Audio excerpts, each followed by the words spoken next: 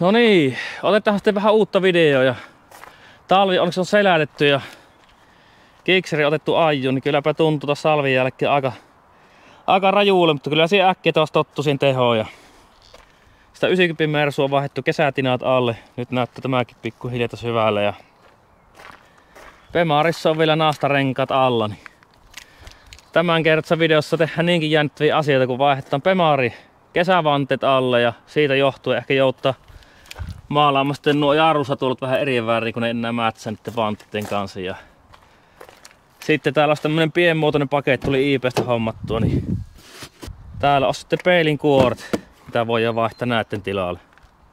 Voitko onko aloittaa sitä peilinkuorista? Niin kuin näkyy, aitoa kiinalaista muovia. Näitä on myös semmosena feikki hiilikutu kopiona, mutta ne on kyllä niin törkyt, niitä ei kyllä viti mihinkään vehkisen laittaa. Niin saa nähdä miten nuo istuu.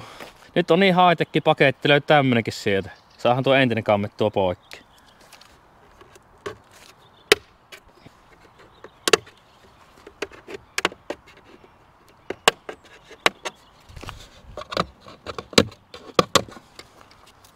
Voinko mä oikeesti lähteä nää helposti irti? Ne oli ihan vartista hajoa jotta, kun mä reppii.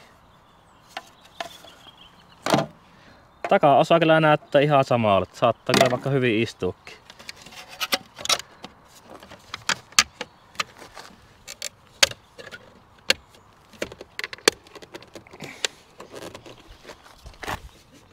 Hirvetä runnumista.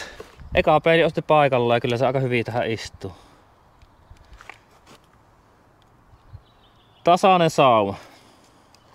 Mutta nyt huomaa, kun tässä ulkoilmassa katsoo tämän näin, niin ihan kuin joku valuvirta tai joku tämmönen. Ihan kuin vähän pieni lommo. Kiiltävän musta, niin se kyllä peillää ihan selvästi. Sitten sitä metrin päästä se häviää jo, ei sitä enää huomaa. Siinä huomaa sen kiinalaisen laadun. Vaihdetaan vielä tuo toinen peilikuori kanssa tuohon paikalle. Et siinä on tullut lisää peilit, mutta se johtuu ihan siitä, kun Bemarista löytyy nykyään tämmönen apupoli, niin opetusluvat menossa, niin sen takia siinä löytyy tuommoinen lisätöttärä. Meidän on aika tiukassa. Special tuulikin meni jo rikki tossa.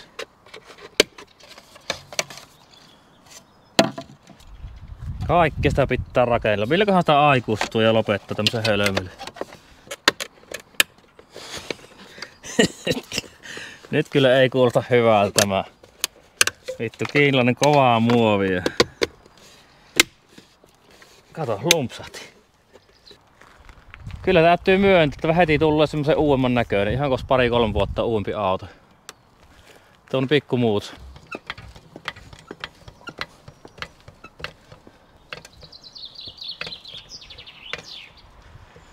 No niin, tämä on kätevä kun 2 rengasta yhdellä iskulla. Noustuu keulakin samalla ilman, niin saa senkin maalattua.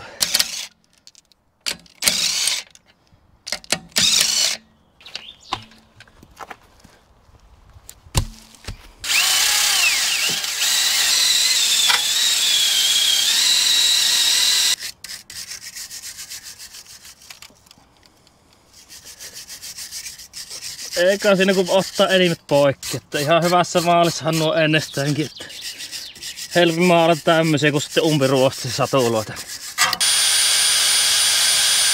Sittenhän sitä pääsi pikkuhiljaa maalaushommiin.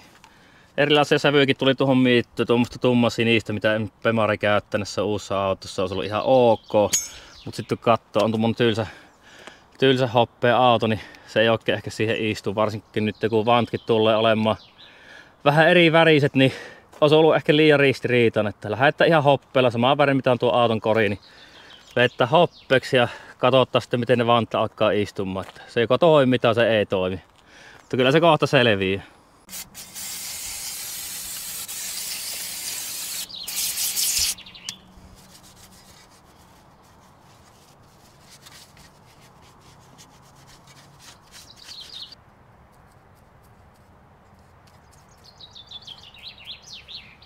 En tiedä, olisiko pitää ihan spreitä ottaa, mutta mitenköhän lehmän nuolema tässä tulee, kun joutuu penssillä vetämään.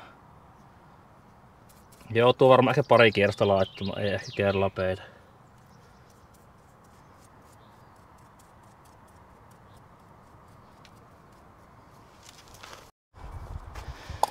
No niin, se voisi antaa siinä kuivua ja Klips tuli kanssa irrottua, ne vois okstaa vettä mustalla sitten. Ja ettei vielä sama ralli, niin se on sitten siinä.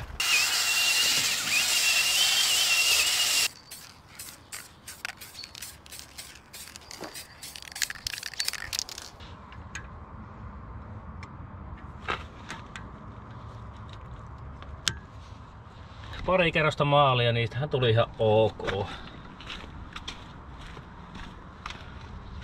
Ton näköistä. Hyväksytty. No niin, sitten vähän vanneasiaa. Monen auto tullut käyttönä ostua vanteet. No, tähänkin tuli sitten torin kautta hommattua Japa Racing JR11 vanteet. Ja myyjän mukaan piti olla ihan hyvät vanteet. Vielä renkatkin semmossa kunnossa niillä ajaa tälleen näin. No, sain vanteet. Ensimmäisenä katoin niitä renkaita, niin yksi oli tyhjä, 2 oli kankaalla ja 1 oli semmonen ajettava. Ehkä yhden kesän olisi ajanut jo nipin napiin. No ensimmäinen pettymys oli siinä, ei muuta kuin renkat pois vanteelta ja tasapainotuskoneeseen sitten vanne. Ja sitten joutui uudestaan pettymään. 2 vannetta soikkeena, ei muuta kuin pajalle oikastavaksi hintaa 20. Siinä vaiheessa rupesi jo vähän ärsyttämään. Puoli ja toisin lyöttiin toren kautta viestiä, no ei se ole kyllä johtanut mihinkään. Ja sitten siihen samaan rytäkkään ajattelin, että mä oon sitten maalattanut vanteiden yli, kun ne oli vähän semmoista tumman pronssi kautta ruskeet enempi. Niin maalattavilla vanteet tuli hiottua ne ja maalattua sitten semmoista pronssin kuuluiseksi ne vanteet ja uudet kumit tuli tilattua. Niin nyt kun miettii, vanteille tuli hinta samaan verran kuin uudet, ainut on se, että nyt saa tietysti itse valita sen värin. Oli kyllä läheltä heittänyt roskiin tai verkon painoksi näitä vanteita, mutta lähdetään nyt laittaa niitä alle ja toivottaa, että ei enää ole pettymät, että ne istuu jotenkin tähän autoon. Siinä olisi vanteet. Eli Japa Racing JR11 ja tämä on 19 tuumaa kertaa. Pitää vaakata ihan 9,5 tuumaa on leveyttä takana.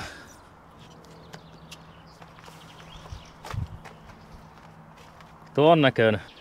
Siinä ei suinkaan ole mikään hirveä venykumi, vaan tuossa vanteessa on tuommoinen ylimääräinen uloke, mikä on hirmu hyvästi hierolla kanttarin kiinni. Ja toisella puolella on tämmönen 245-35 kumia siinä päällä, että voi olla ihan sopivat. Ei ole hirveä semmonen veny, mutta ehkä kaare ohittaa. En tiedä yhtään miten tuo tulee pihalle tai sisälle. Kohta se nähdään.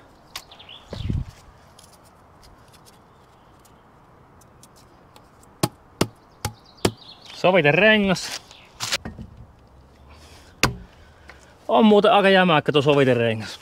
Siihen se meni. Sitten piti erikseen vielä tilata tämmöset pikkupuutit. Kun on niin pieni tuo reikä, niin saahan se avata sisäkehäälle. Saa nähdä, onko nää semmoset puolet yhden kerran kun aukaisee, niin nylyppää. Ja toivottavasti ei.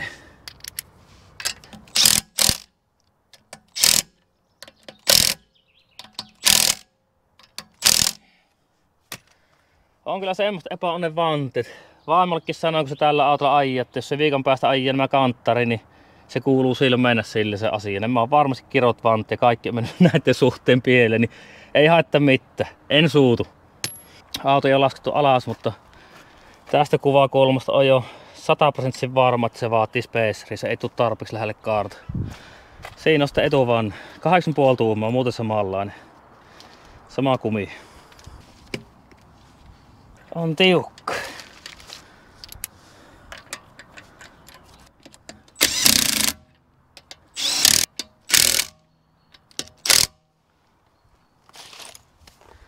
Sitten kun alas.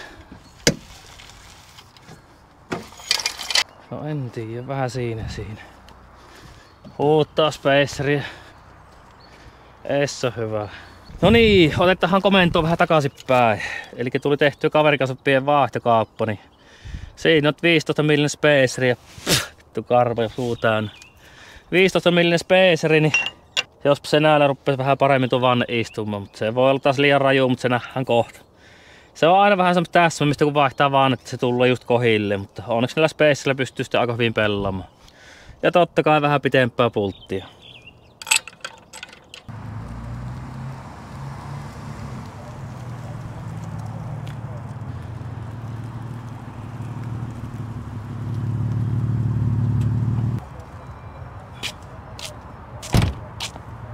Nyt lähdetään seuraavaksi katsomaan, miten toimii pronssivärinen vanne ja tylsä harmaa auto yhteen.